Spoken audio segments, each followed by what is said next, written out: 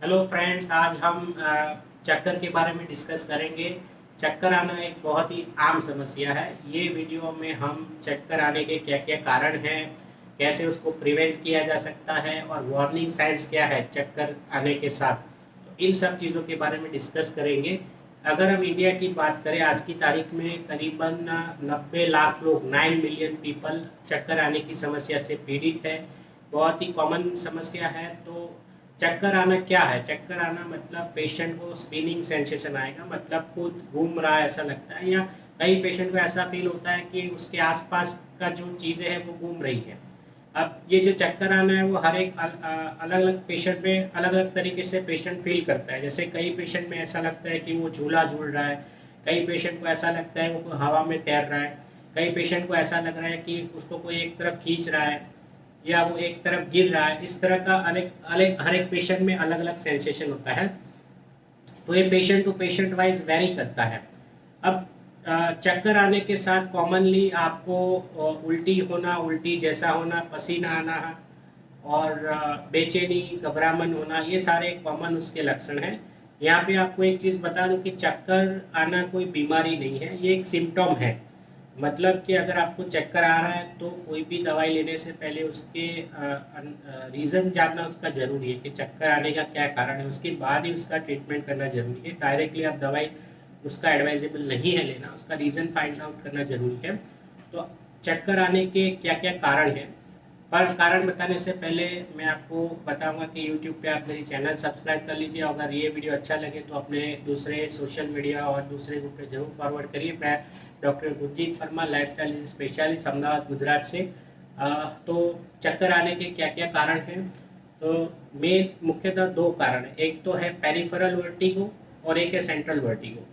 अब ये peripheral vertigo क्या है? पेरिफेरल वर्टिगो माने आपके कान से रिलेटेड कोई प्रॉब्लम है और चक्कर आ रही है। ज़्यादातर जो इनर ईयर होता है, कान का जो अंदर का लास्ट वाला पोर्शन, उसमें एक लिक्विड होता है, उसमें अगर कुछ गड़बड़ी हो जाए फ्लूइड में, तो आपको चक्कर आ सकता है बार बार। जैसे कि फ्लूइड में डिस्टर्बेंस हो जाए या फ्लूइड की मात्रा बढ़ जाए, या कई बार कान के जो अंदर लास्ट वाला पोर्शन जिसको इनर ईयर बोलते हैं, उसमें जो चेता तंतु है सप्लाई करती है, जो वेस्टिबुलर नर्व, उसमें अगर सूजन आ जाए, या कान की कोई सर्जरी हो आपकी हुई है, तो ये सारे रीज़न से आपको चक्कर आ सकता है। इसमें सबसे कॉमन रीज़न है पोजिशनल वर्टिगो। जो कान का जो इनर ईयर का जो फ्लूइड है वो डिस्टर्ब हो जाता है, तो उसकी वजह से जो आपको चक्कर आ रही है, ये कॉमन है, जिसको हम मेडिकल लैंग्वेज में पिनाइल पैरोक्सिजमल पोजिशनल वर्टिगो बोलते हैं।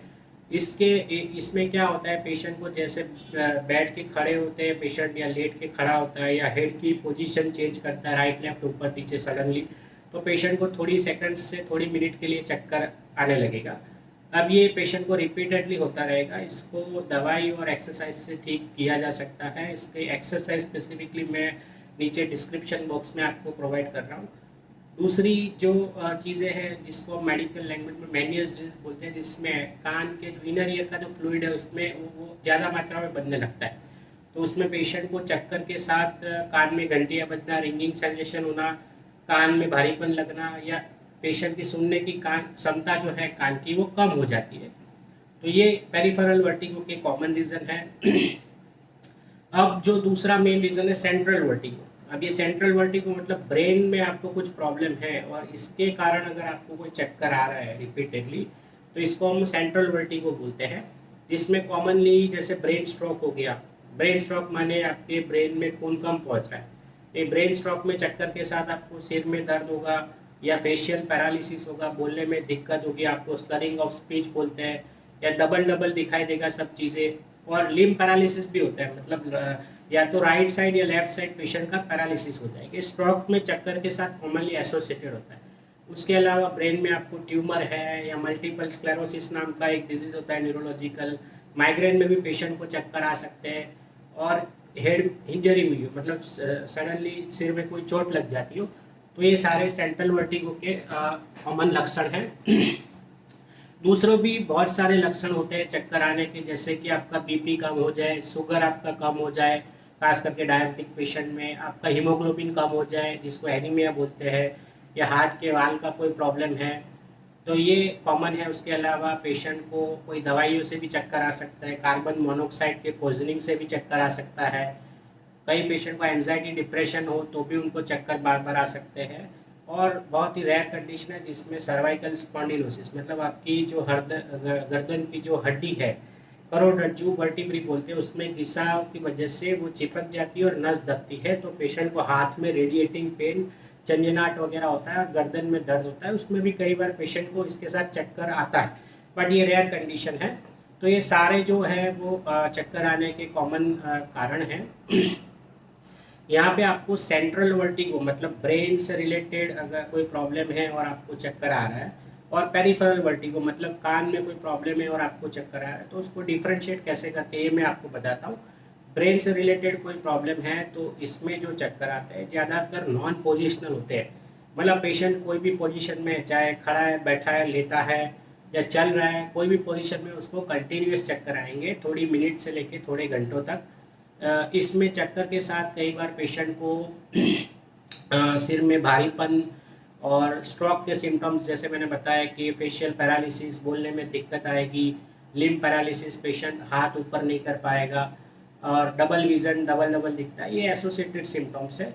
और पेरिफेरल वर्टिगो की बात करें हम, जो कि कान से रिलेटेड कोई प्रॉब्लम हो और उसके कारण अगर आपको कोई चक्कर आ रहा है, तो ये ज़्यादातर पोजिशनल होते हैं, मतलब पेशेंट बैठ के खड़ा होता है, लेट के खड़ा होता है, या सडनली हेड मूवमेंट करता है, तो उसी टाइम पेशेंट को थोड़ी सेकंड से लेके थोड़ी मिनट तक चक्कर आएंगे। इसमें ज़्यादातर कई पेशेंट में ऐसा भी देखा गया है, चक्कर के साथ कान में भारीपन, घंटियाँ बजना, कान में रिंगिंग सेंसेशन होना और सुनने की क्षमता पेशेंट की थोड़ी कम हो जाती है, ये भी कई पेशेंट में देखा गया है पेरिफेरल वर्टिगो में। तो ऐसे आप उसको डिफरेंशिएट कर पाओगे। अब यहाँ पे मैं आपको प्रिवेंशन टिप्स बताऊंगा, ये आपको ध्यान से सुनना है। चक्कर के पेशेंट को सडन हेड मूवमेंट अवॉइड करना है, राइट लेफ्ट ऊपर नीचे सडनली हेड मूवमेंट अवॉइड करना है। जब भी वो बेड से खड़े होते हैं सुबह अर्ली मॉर्निंग, तो सडनली खड़े होकर चलना नहीं है, पेशेंट को बैठना है बेड में 2 मिनट, उसके बाद धीरे से खड़े होके स्लोली वॉक करके जाना है। जब भी आप कहीं पे खड़े होते हो रिपीटेडली, जिनको चक्कर आ रहा है, तो दोनों पैर के बीच में थोड़ी जगह रख के खड़े रहिए, दोनों पैर को चिपका के मत आप खड़े रहिए, क्योंकि जब भी चक्कर आएगा तो बैलेंस आप नहीं कर पाओगे। जगह होगी दोनों पैर के बीच में तो आप बैलेंस कर पाओगे। और अगर आप योगा वगैरह रेगुलर करते हो तो एक पैर पे खड़े होने वाले योगास वगैरह मत करिए, योगासनास। दूसरी चीज़, आपके वर्क प्लेस पे या घर में नुकीली चीज़ें हो सके तो वो आपके आसपास वो अवॉइड करिए। जब भी आपको चक्कर जैसा लगे या चक्कर आए तो इमीडिएटली बैठ जाइए या लेट जाइए। हो सके तो आप 4 व्हीलर 2 व्हीलर ड्राइविंग अवॉइड कीजिए। हैवी मशीनरीज वर्क प्लेस पे आप ऑपरेट मत कीजिए अगर आपको रिपीटेडली चक्कर आ रहा है तो। अल्कोहल है, तंबाकू है, कैफीन है, ये सब चीज़ें अगर आप ज़्यादा लेते हो तो कम कर दीजिए। कोई दवाई से अगर आपको चक्कर आ रहा है तो भी उसको आप डॉक्टर की एडवाइस के बाद बंद कर सकते हो। उसके अलावा पेशेंट को हेल्दी डाइट लेना है, पानी की मात्रा बढ़ानी है, फ्लूइड इंटेक ज़्यादा लेना है, डिहाइड्रेशन अवॉइड करना है, प्रॉपर नींद लेना है और स्ट्रेस लेवल कम करना है। इसमें आप योगा मेडिटेशन वगैरह कर सकते हो। तो ये सारी उसकी प्रिवेंशन टिप्स है।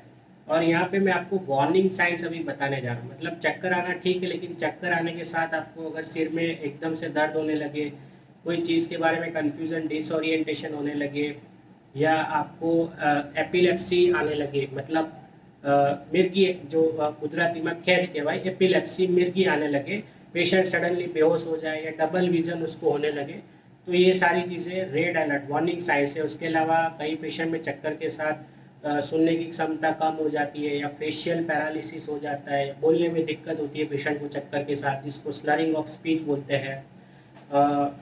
तो ये अच्छे लक्षण नहीं है।